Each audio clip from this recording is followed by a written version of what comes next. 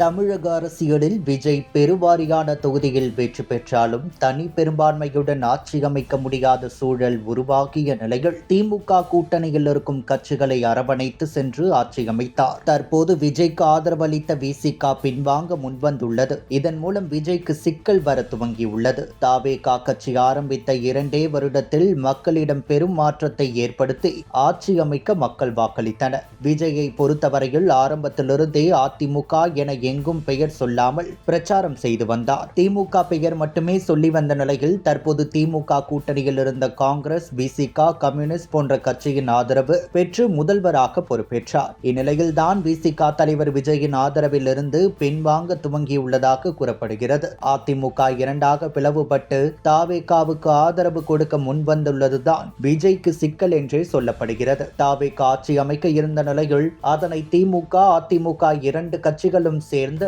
ஆட்சி அமைக்க முடிவெடுத்ததாக தகவல் பரவிய நிலையில் விசிக தலைவர் திருமாவளவனும் இந்த தகவலை உறுதிப்படுத்தி வந்தார். இந்நிலையில் இந்த கருத்திலிருந்து பின்வாங்கியுள்ளார் திருமாவளவன். மேலும் அதிமுகவினர் தவேகவுக்கு ஆதரவு கொடுக்க முன்வந்தால் கட்டாயம் கூட்டணியிலிருந்து வெளியேறுவது குறித்து ஆலோசனை நடத்தப்படும் என தெரிவித்தார். மேலும் இதுவரை ஆட்சியில் பங்கு எடுக்கும் முடிவை ஆலோசனை செய்யவில்லை என்று திருமாவளவன் கூறி வருகிறார். இதனால் விஜய்க்கு கொடுத்த ஆதரவு இடதுசாரிகளும் திருமாவளவனும் கடைசி வரை பின்வாங்காமல் இருப்பார்களா என்ற கேள்வி எழுந்துள்ளது. ஒருவேளை அதிமுகவின் ஒரு அணியை தன் பக்கம் கொண்டு வந்தால் தவேக மீது பல கேள்விகள் மக்கள் எழுப்புவார்கள். தூய ஆட்சி தருவேன் என்று சொன்னவர் ஏன் அதிமுகவை சேர்த்து கொண்டது? பல பேர் மீது ஊழல் வழக்குகள் உள்ள நிலையில் அமைச்சர் பொறுப்பு எதன் அடிப்படையில் கொடுக்கப்படுகிறது என்ற கேள்விகள் எல்லாம் எழும். இது விஜய்க்கு தான் சிக்கலாக அமையும் என்றே கூறப்படுகிறது. இதனால் விஜய் என்ன முடிவெடுப்பது என்று தெரியாமல் தவித்து வருவதாகவும், அனுபவம் வாய்ந்தவர்கள் இல்லாததால் முக்கியமான துறைக்கு இன்னமும் அமைச்சர்கள் நியமனம் செய்யவில்லை